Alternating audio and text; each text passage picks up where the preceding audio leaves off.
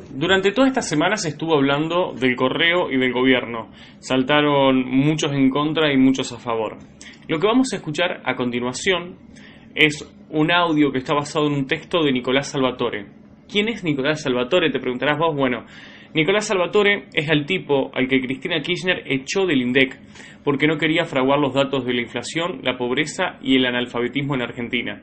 Y también es el tipo que le ganó por paliza el concurso de la titularidad de cátedra de macroeconomía en la UBA a Axel Kicillof. O sea que un poquito de todo esto entiende.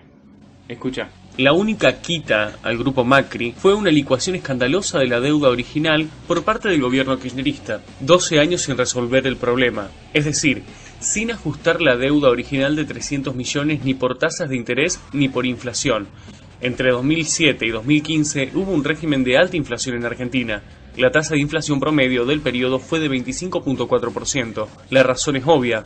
Franco Macri fue un socio del gobierno K, además de fan confeso, especialmente en la relación con China. Cabe recordar que durante una década Franco Macri casi no se habló con su hijo Mauricio, jefe de gobierno de la ciudad de Buenos Aires y opositor frontal al gobierno K. El actual gobierno heredó un muerto financiero que acaba de remontar. Ahora, a diferencia de los 12 años anteriores, Franco Macri va a pagar.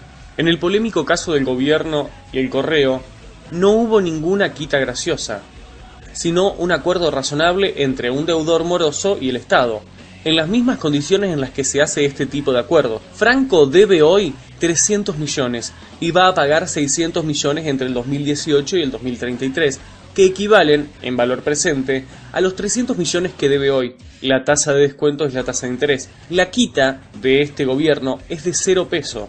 Retamos a duelo de finanzas a quien sostenga lo contrario. Este cálculo supone una tasa de interés del 7% entre 2018 y 2033. Es una tasa razonable debido principalmente a 3 argumentos. Cuando se proyecta una tasa de interés futura esperada, las buenas prácticas indican que se debe hacer supuestos conservadores respecto del futuro. Se debe configurar un escenario de steady state en el que se cumplen los planes del gobierno, con una macro normalizada. Inflación en 5%, el PBI creciendo al 3%, equilibrio fiscal, el tipo de cambio real de equilibrio, etc. Se puede establecer una tasa de interés más alta hoy y decreciente en el tiempo, o una tasa plana, promedio, que es lo que se suele hacer en los juzgados y es lo que se ha hecho aquí. El nivel de la tasa de interés o del retorno de cualquier activo financiero debe guardar una relación con su riesgo. Markovic, 1959, Tobin, 1958. ¿Cuál es el nivel de riesgo del grupo Macri? Bajo, como el de cualquier grupo económico o empresa de primera línea, que suelen fondearse en el mercado internacional a tasas más bajas que el gobierno nacional, debido a que el riesgo del default de su deuda es menor al riesgo de default de la deuda soberana, que no es bajo. Hoy los bonos soberanos arrojan rendimiento de 6-7% en dólares y una empresa de primera línea puede conseguir algunos puntos menos. En pesos, el gobierno colocó hace poco un bono con un rendimiento del 15%. Es razonable asumir que en el steady state, 5% de inflación, con una macro normalizada, la tasa de interés sea bastante menor, al bajar el riesgo del default y de la devaluación, digamos 7-8% en pesos, y en el promedio del tiempo podría asumirse una tasa de interés soberana de 10% en pesos. Es una tasa subjetiva, un supuesto propio de toda proyección de esta clase. Un acuerdo sobre una deuda impaga durante 15 años es precisamente eso, un acuerdo, es decir, el acreedor resigna cobrar un porcentaje razonable para poder cobrar. En este caso no hubo ninguna quita de capital, pero, como suele ocurrir, la tasa de interés en pesos futura esperada es algo más baja que la que se podría asumir en un escenario steady state, pero no mucho más baja. 7% en vez de 10%, asumiendo que en steady state una empresa de primera línea no se endeuda a tasas menores que las de la deuda soberana. Es una tasa levemente conservadora, tal como indican las buenas prácticas, como la que se aplica en cualquier acuerdo de esta clase entre deudor moroso y el Estado cuyo objetivo es cobrar. Confundir una tasa de interés levemente inferior a la que podría proyectarse con una quita del capital de la deuda es, de mínima, un exceso de lenguaje y de máxima, una mezcla de conocimiento con mala leche. No se trata de un negociado de este gobierno con Franco, sino un problema heredado, uno de los tantos. Si no se solucionaba con este acuerdo, la deuda se seguía licuando y esa iba a ser una pérdida para el Estado muy superior. El no acuerdo era lo que jugaba a favor de Franco, el acuerdo juega a favor del Estado.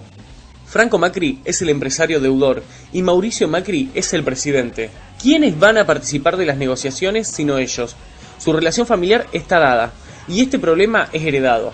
No se trata de un negocio familiar, sino de ponerle fin a un negociado entre Franco y Néstor Kirchner, en el que el tiempo jugaba a favor de Franco, y se hizo siguiendo las buenas prácticas en la materia. El cálculo de una quita de 700 millones es un disparate jurídico y financiero que no merece mayores comentarios, sino más bien un curso patriótico de finanzas para la fiscal Bokin, para el Frente Renovador, el PJ, el Frente para la Victoria y el GEN. Muchos estamos sorprendidos por el analfabetismo discursional de la fiscal y la oposición en materia de finanzas. Como reflexión final, nos hubiese gustado a todos que durante el gobierno anterior los organismos de control hubiesen reaccionado tan rápidamente ante cada denuncia. Si los kirchneristas están tan seguros del monto que habría que cobrar de esa deuda, una pregunta muy sencilla. ¿Por qué no lo hicieron durante sus 12 años de gobierno? Nada más.